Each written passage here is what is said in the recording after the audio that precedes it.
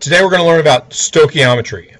Specifically, we're going to learn about step 3, which is where you change moles of one thing to moles of something else, the mole ratio. This is a diagram. The next two slides are diagrams from our textbook.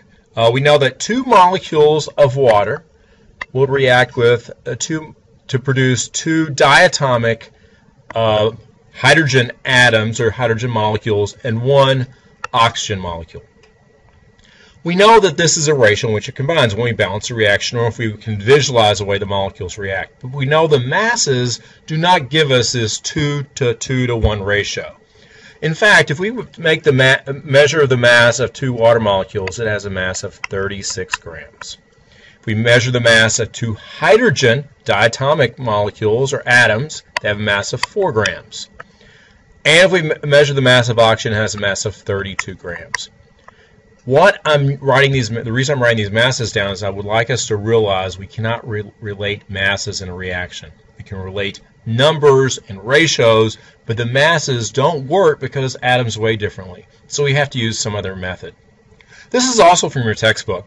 This is from section 9.1, but it relates a reaction of carbon monoxide plus hydrogen to produce CH3OH. CH3OH is actually something called methanol. So we see one molecule of carbon monoxide reacts with two molecules of hydrogen to produce one molecule of methanol through CH3OH. You can use those ratios anytime, or you could also use a dozen. So we could say we have a dozen carbon monoxides that react with 2 dozen hydrogen molecules to produce 1 dozen methanol molecules. Now those are such small molecules that would never work. So we have to find a huge number. So what do we use? We use moles.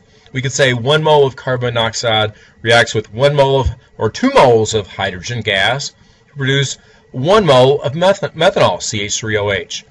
And 1 mole we know is 6.02 times 10 to the 23rd. 2 moles is 2 times that, which is 1.20 times 10 to the 24th. And it produces 1 mole of methanol. Notice we can't weigh those moles in the lab. What we'd have to do is figure out the mass of a mole. So what we're going to work on today is just going from moles of one substance to moles of another. So really the main thing we're going to do today is work on step 3, converting moles of a given to moles of an unknown. We're just going to concentrate on this one step. Hopefully you've written down all these steps. I know from grading the video quizzes that most everybody has written down these 4 steps, but there are 2 or 3 people that haven't written these steps down. Those people, if you could please write these steps down right now, that'd be very helpful. If you've written them down, you're ready to go. So let's go next to the next slide. Mole ratios. Mole ratios are used to determine the proportions of chemicals that react with each other. They're determined by looking at the coefficients on the balanced equation. We see the coefficients are the numbers 2, 1, there's understood 1, and a 2 there. There are actually 6 mole ratios in this balanced equation. Let's see if you can identify all of them. I'll start with one of them. The mole ratio of hydrogen to oxygen is 2 to 1. For this mole ratio, you could also reverse it and say oxygen to hydrogen is 1 to 2. What would be another mole ratio from this reaction? The other mole ratio is hydrogen to water, water to hydrogen. That ratio is 2 to 2. Or written the other way, it's also 2 to 2. There's one mole ratio here that's not expressed, or I didn't write down, and that's a mole ratio of of oxygen to water. That ratio would be 1 to 2. There is 1 mole of O2 for every 2 moles of water, H2O. So that's a third mole ratio. Now each one of these, like I said, could be written in reverse.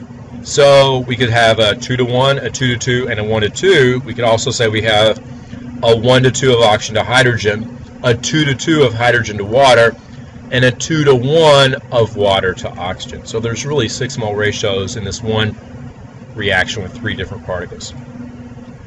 Let's see if we can do a problem with this. Given the reaction below, what amount of oxygen is needed to react completely with 1 mole of CH4? So we see from the coefficient, there's only an understood 1 here. There's understood 1 right there in front of CH4. And the question is asking what amount of oxygen. Now the answer should be in moles. Let's see if you can get your answer. Hopefully you picked 2 moles. All right, let's try another question. In the reaction below, what is a mole ratio of hydrogen to nitrogen? What is a mole ratio of hydrogen to nitrogen? Hopefully you picked letter C. There's 3 moles of hydrogen for every nitrogen. Hopefully you picked 3 to 1. Let's do the next question. Mole to mole conversions.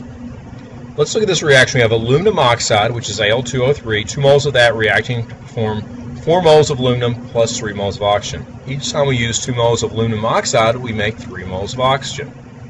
So if we're relating aluminum oxide and oxygen, the ratios would be 2 to 3, or you could also say it's 3 to 2. So you can use either one of these mole ratios depending on where you start and what you're going to. If you're starting with oxygen and going to aluminum oxide, you'd use the first one.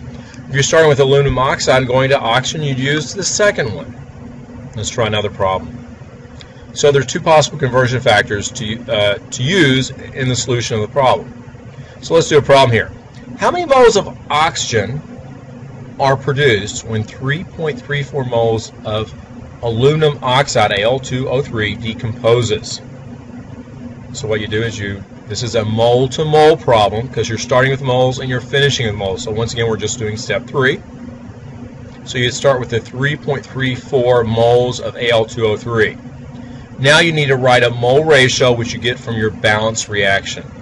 At the bottom, hopefully you selected the conversion factor with 2 moles of Al2O3. We get this from our balanced equation. And at the top, you picked 3 moles of oxygen, so you have 3 here and 2 here.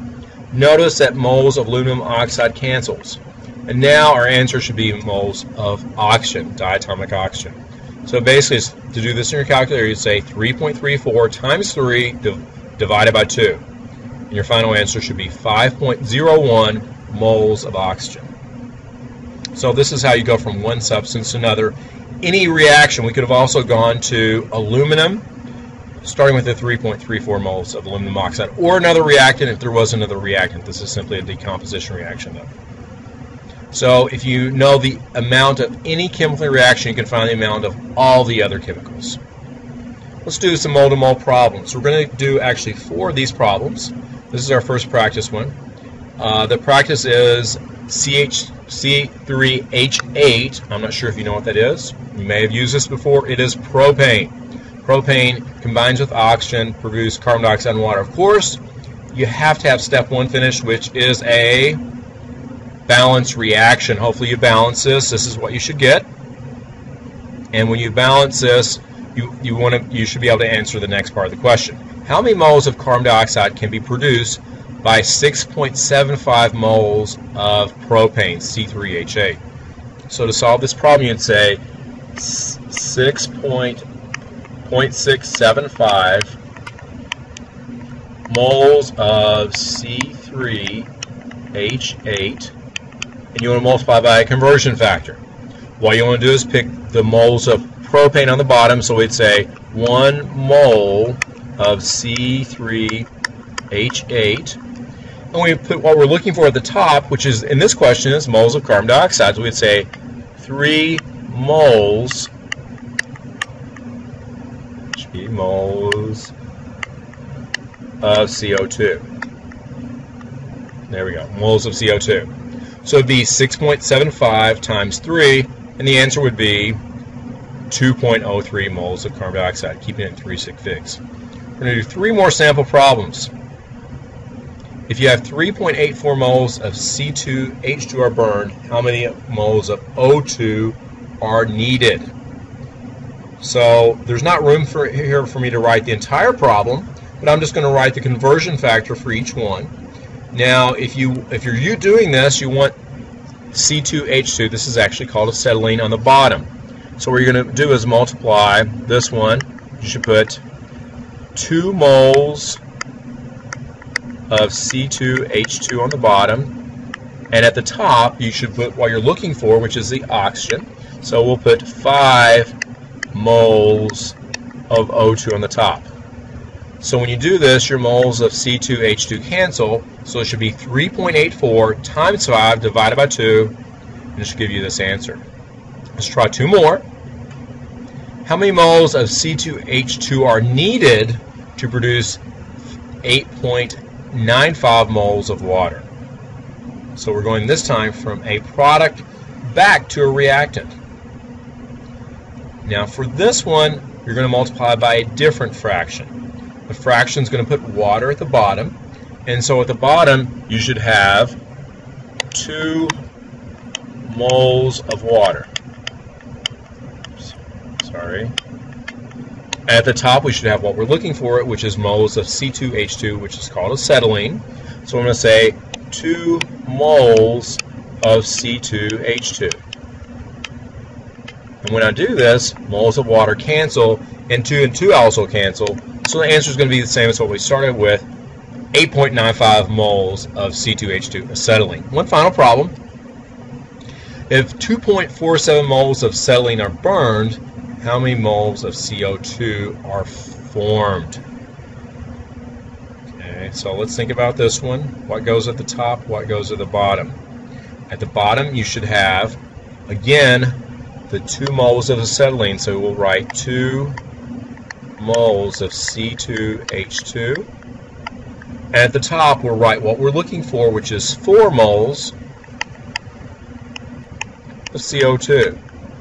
Your moles of acetylene will cancel, and you end up with moles of carbon dioxide. Now you see 4 and 2 are also divisible, so you could actually divide, cross those out, and just write 2 at the top. So it's going to be 2.47 times 2, which would be 4.94 moles of CO2. Good luck with these problems. We'll be doing some of these tomorrow in class, along with working on the gram-to-gram problems. Thanks.